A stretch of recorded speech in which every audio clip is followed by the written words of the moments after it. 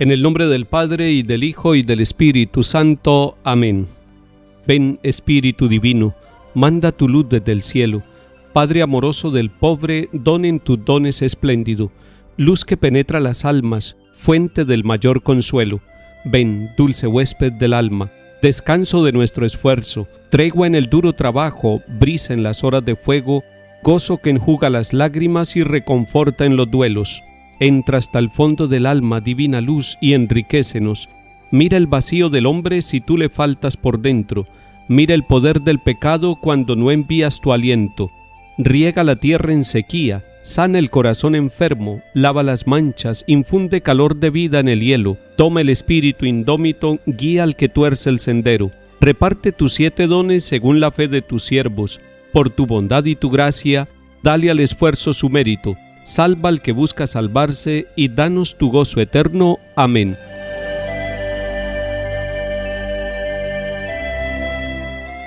Lectura del libro de los Hechos de los Apóstoles, capítulo 9. En aquellos días, Saulo seguía echando amenazas de muerte contra los discípulos del Señor. Fue a ver al sumo sacerdote y le pidió cartas para las sinagogas de Damasco, autorizándolo a traerse presos a Jerusalén a todos los que seguían el nuevo camino, hombres y mujeres.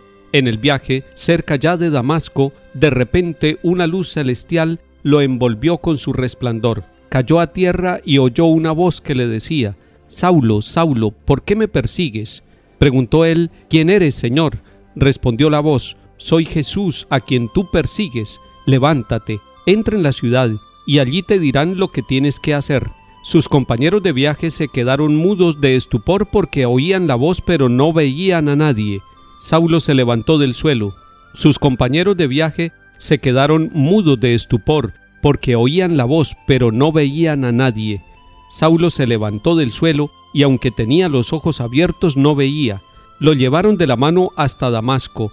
Allí estuvo 3 días ciego, sin comer ni beber. Había en Damasco un discípulo que se llamaba Ananías. El Señor lo llamó en una visión. «Ananías», respondió él, «aquí estoy, Señor». El Señor le dijo: «Ve a la calle mayor, a casa de Judas, y pregunta por un tal Saulo de Tarso. Está orando, y ha visto a un cierto Ananías que entra y le impone las manos para que recobre la vista». Ananías le contestó: «Señor, he oído a muchos hablar de ese individuo y del daño que ha hecho a tus santos en Jerusalén. Además trae autorización de los sumos sacerdotes para llevarse presos a todos los que invocan tu nombre». El Señor le dijo: «Anda, ve, que ese hombre es un instrumento elegido por mí para dar a conocer mi nombre a pueblos y reyes y a los israelitas. Yo le enseñaré lo que tiene que sufrir por mi nombre».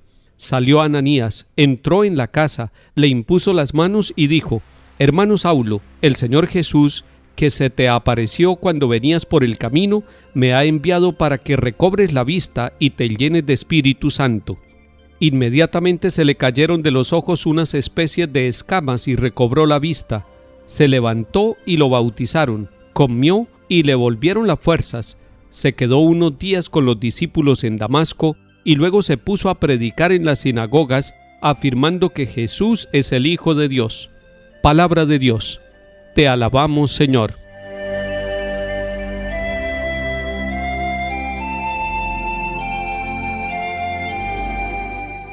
Hoy la palabra de Dios en el capítulo 9 de Hechos de los Apóstoles nos narra el cambio de vida de Saulo de Tarso.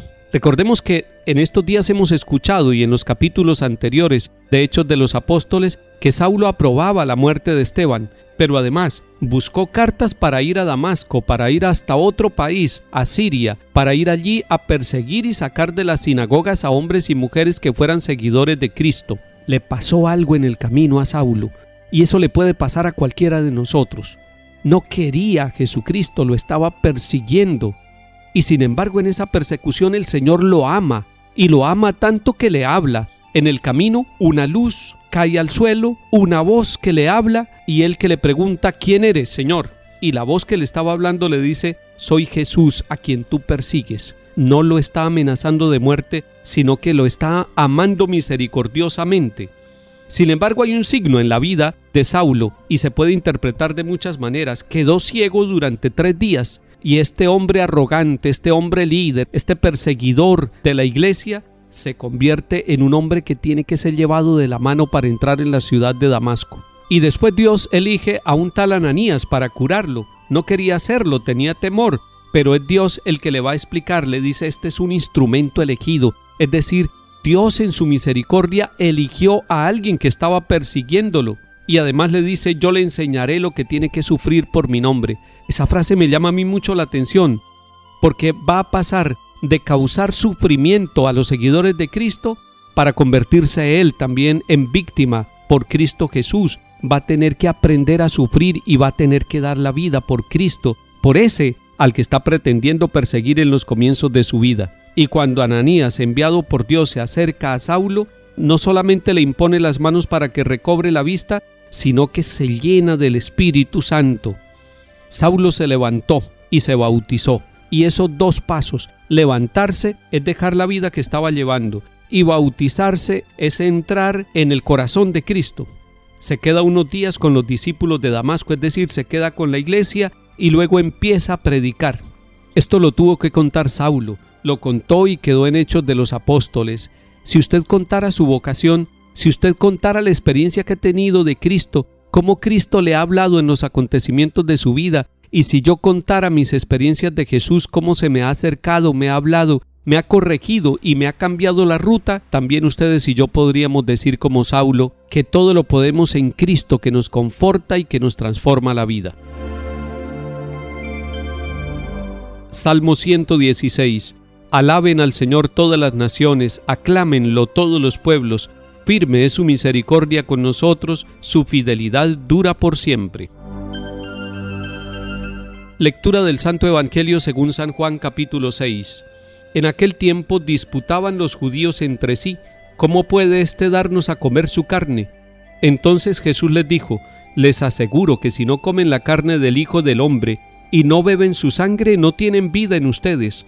El que come mi carne y bebe mi sangre tiene vida eterna, y yo lo resucitaré en el último día. Mi carne es verdadera comida y mi sangre es verdadera bebida. El que come mi carne y bebe mi sangre habita en mí y yo en él. El Padre que vive me ha enviado, y yo vivo por el Padre. Del mismo modo, el que me come vivirá por mí.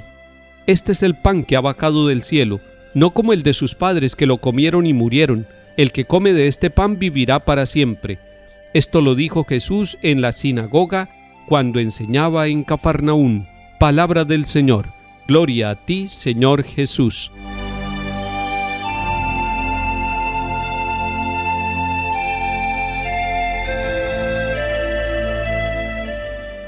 La carne y la sangre en el Antiguo Testamento y en la Biblia significan la totalidad de la vida de un ser viviente y más de un ser humano. Jesús está hablando de su carne y de su sangre, su carne que es verdadera comida y su sangre que es verdadera bebida, es decir, toda la vida de Jesús se convierte en alimento para nosotros. Usted y yo nos estamos alimentando de Jesús. Cada vez que vamos a la Eucaristía nos alimentamos de Jesús. Cada vez que leemos la palabra de Dios estamos alimentando nuestra vida con Jesús, con su estilo de vida, y estamos aprendiendo a vivir. Cada vez que usted saca un tiempo para la oración o para hacer un acto solidario con amor de Cristo a alguien que está enfermo, a alguien que está necesitado, cuando usted cumple su tarea, su trabajo, cualquiera que sea, en el nombre de Cristo, está pareciéndose al Señor y está entregando también su vida y está uniendo su vida, su sacrificio, su lucha al sacrificio eterno de Cristo. Que el Señor nos ayude a alimentarnos de Él y a ofrecernos siempre integralmente a Él y a todos los hermanos por amor. En el nombre del Padre y del Hijo y del Espíritu Santo. Amén.